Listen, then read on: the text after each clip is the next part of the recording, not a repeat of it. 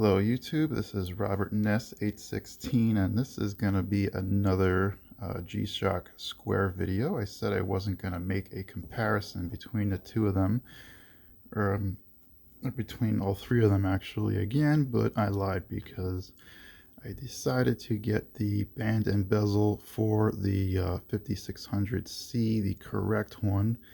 And now that I have it, I really do like how these watches look in their correct skin, so to speak. So anyway, I will be comparing the 5600C against the 5600E and against a modern metal cased 5600 equivalent. So this would be the DW-5035D. This was released for the 35th anniversary. So, very cool watches. This one I bought brand new for, I believe it was $148.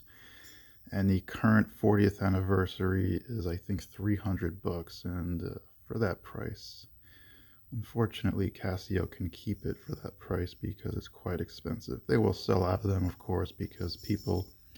Cat, stop playing with that. Go away. My cat's playing with something. But anyway, so...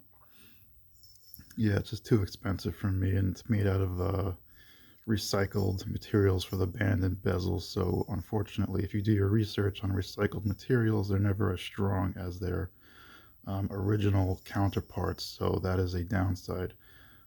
People have said that basically the band and bezel feels just like a regular 5600E band and bezel, so pretty much just like how this one feels. So not the softest, not the stiffest, but it works. Personally, on a watch that is $300, I would expect more, but that's Casio for you because it is a anniversary edition, so I guess they feel like they can charge what they want for it, and people do tend to buy it regardless. So, and also they pay attention to what the used versions are selling for on eBay. So quite pricey. Like this one, for example, is about in the $300 range. So yeah, not exactly cheap. So we have the 5600C, what I wanted to compare. So now that I have the correct bezel on the 5600C, and we can go into a deep dive on the protection between the two of them. So as you can see between these two watches, there are obviously differences. So the C came with two different styles of pushers, I've noticed. It doesn't matter about the module, but maybe whatever they had or whatever tooling they were using. So some of them have longer than usual pushers, others have slightly shorter pushers, but these pushers do extend past the bezel there, so it is more prone to getting hit.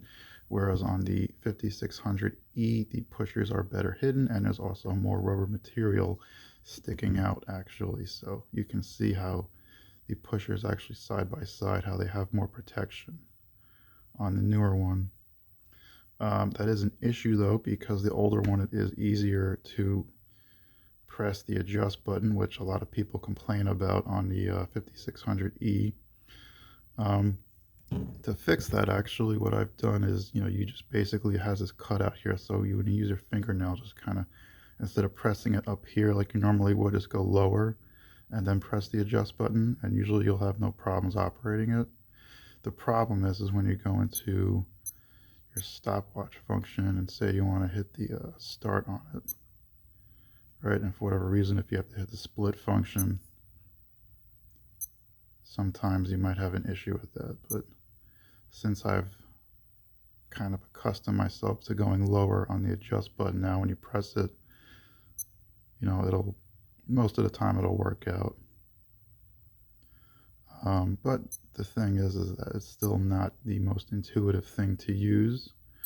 I don't know how many people do still use a stopwatch on a watch today, but if you do. The 5600C, on the other hand, you'll notice it does not display the current time at the same time while the stopwatch is running like the current one does. That is a downside, as you can see. So that's what happens with products when they evolve, I guess, or improve. So when you start the stopwatch, basically you have all of your controls here with these two buttons, which is much more convenient. And if you want to hit the split, so very easy to press those buttons. Definitely an improvement there.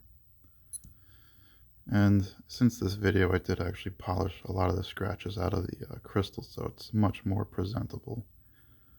I still have a little one there, but that was my fault. So anyway, yeah. And of course the visibility is better with the older module without having the EL backlight, but the EL backlight on this one is far superior.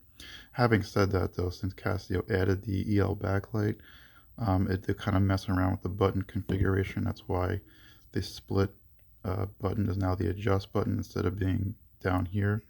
I would have preferred it if Casio kept the light button up here, and instead of having the afterglow, which this one obviously has, I would have preferred it if it was just, you press the light to see it and then let go of it and it'll turn off. That would have alleviated the need to mess around with the buttons on it.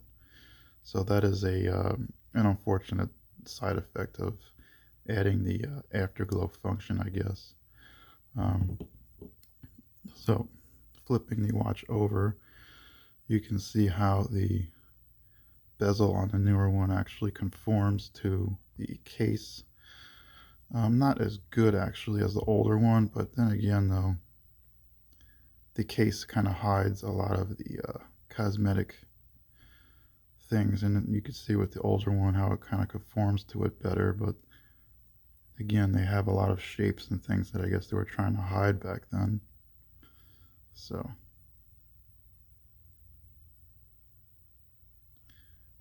slight differences, but yeah.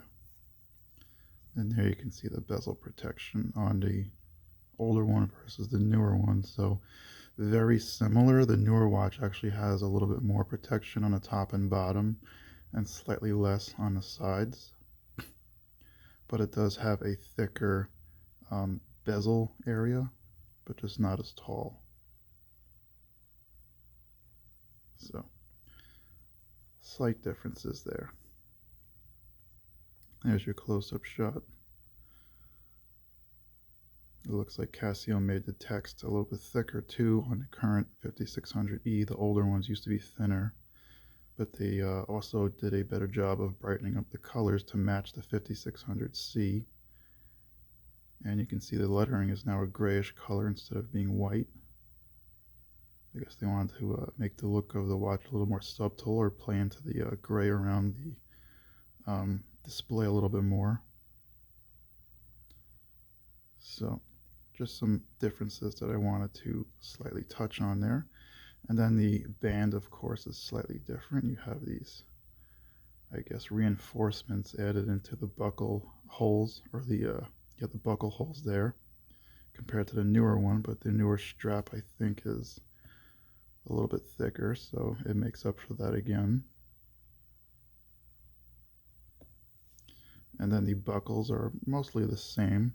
You can see the newer one is actually slightly wider. So, and then of course the back plate. This is a 691 module.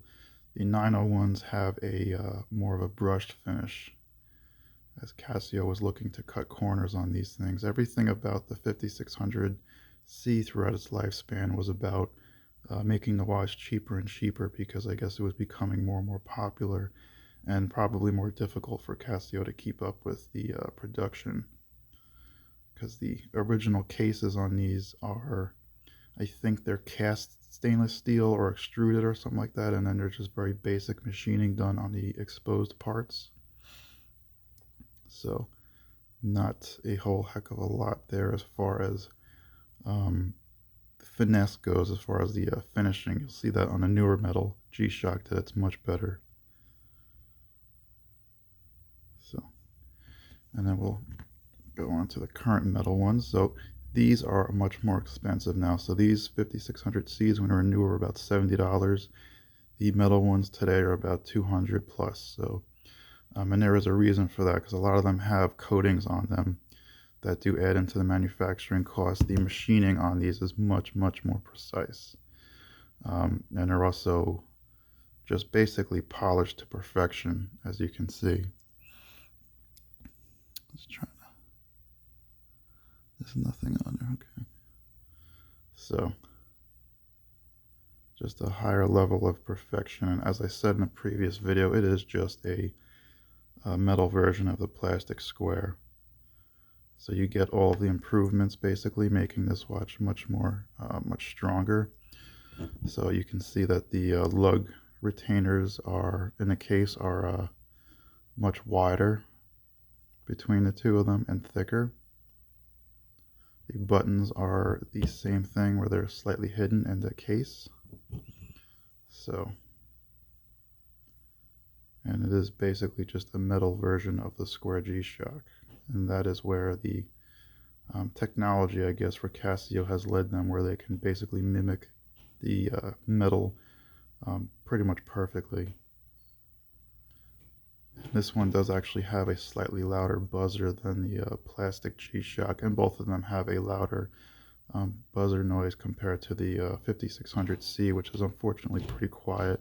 It's about the same as the solar G-Shocks, which is also pretty quiet, unfortunately. So that's pretty much it.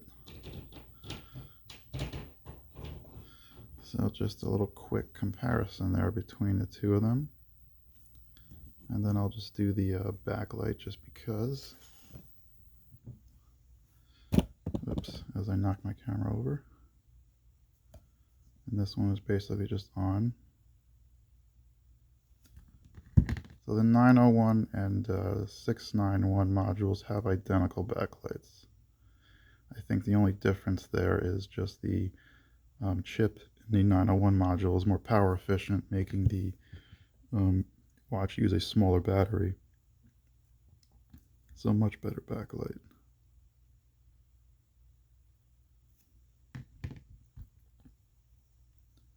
Current 3229 module. So there you go, guys. That's it for this video. Thanks for watching.